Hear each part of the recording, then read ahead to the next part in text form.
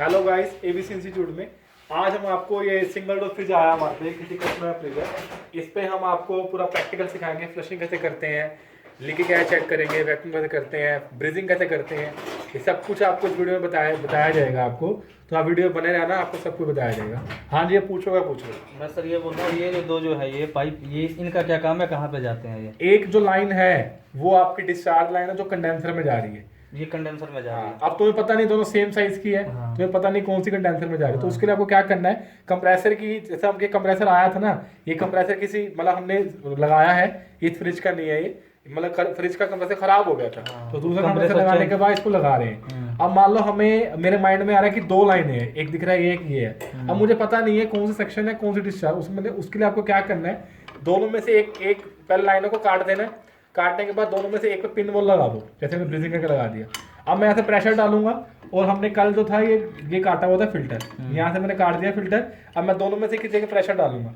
अगर ये डिस्चार्ज में होगी तो यहाँ से जो प्रेशर डाल रहा हूँ वो यहाँ से निकलेगा कंडेंसर से। सक्शन लाइन होगी या डिस्चार्ज लाइन होगी? डिस्चार्ज लाइन जो होगी वो कंडेंसर से आउटपुट से निकलेगी, क्योंकि कंडेंसर जो जुड़ा हुआ इनपुट वो डिस्चार्ज लाइन जुड़ा हुआ है।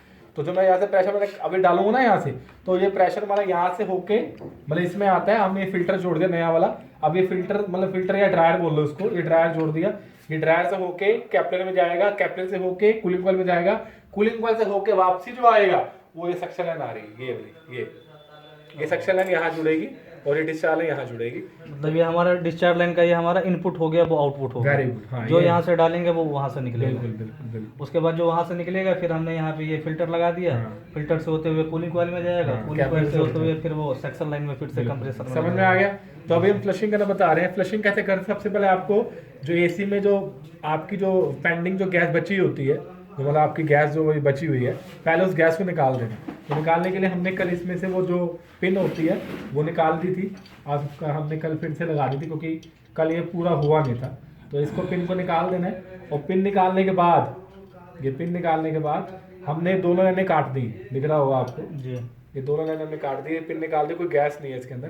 काटनी है दोनों लाइनें, डीप ब्रीथिंग नहीं करनी, हमें ध्यान रखना, दोनों को काटना है। इसके पीछे क्या रीजन है, क्योंकि हमारे फ्रिज में ना ज्यादातर चोकिंग होती है, ये प्रॉब्लम तो आती रहती है। अब मान लो आपने यहाँ से प्रेशर निकाल के गैस निकाल दी।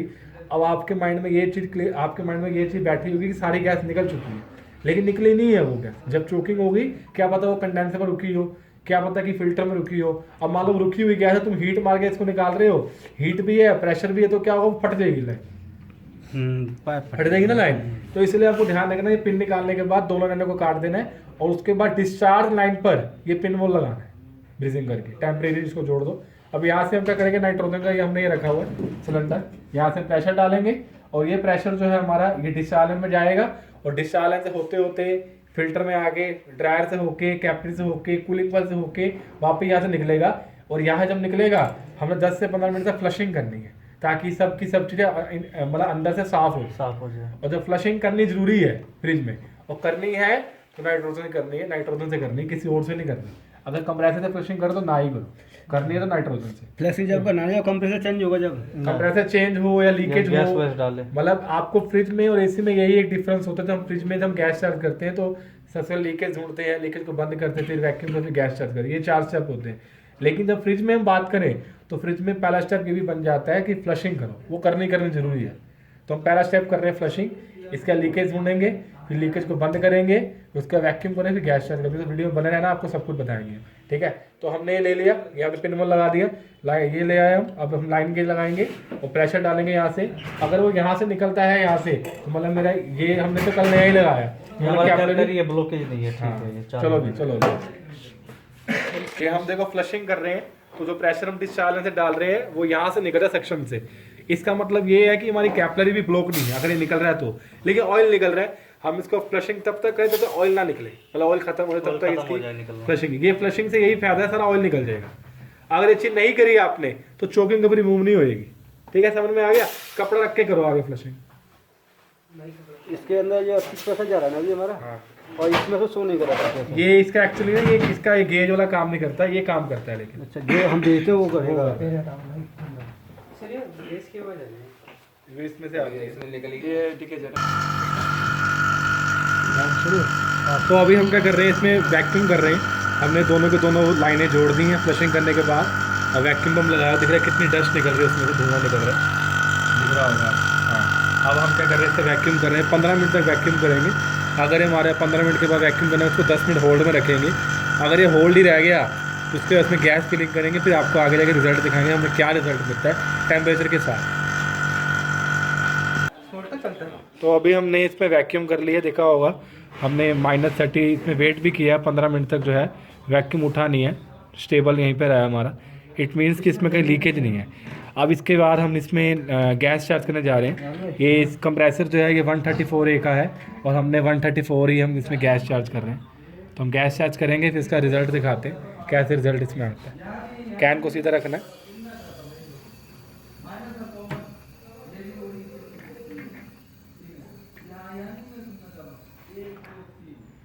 इसमें सर कितना तक डाल दो? अच्छा डाल दो। नमस्ते गुरु जी। अभी हमने स्टैंडिंग प्रेशर जो है 40 के आसपास डाल दिए। इसका चालू करेंगे, फिर आगे इसका परफॉर्मेंस दिखाते हैं क्या रिजल्ट आया। अब जैसे हमने कंप्रेसर चालू कर दिया है तो अब दिखा होगा पहले 40 था तो वो स्टैंडिंग प्रेशर था, अब ये देखो 0 से नीचे जा रहा है। तो बाकी की हम जो रिमेनिंग गैस जो है अब इसमें फिल करेंगे तो आपको बताएंगे। ये 134 से गैस है 134 है, तो इसका सक्शन प्रेशर मतलब रनिंग प्रेशर जो होता है वो हमारा 0 से लेकर 10 तक रखना है, इससे ऊपर नहीं जाना।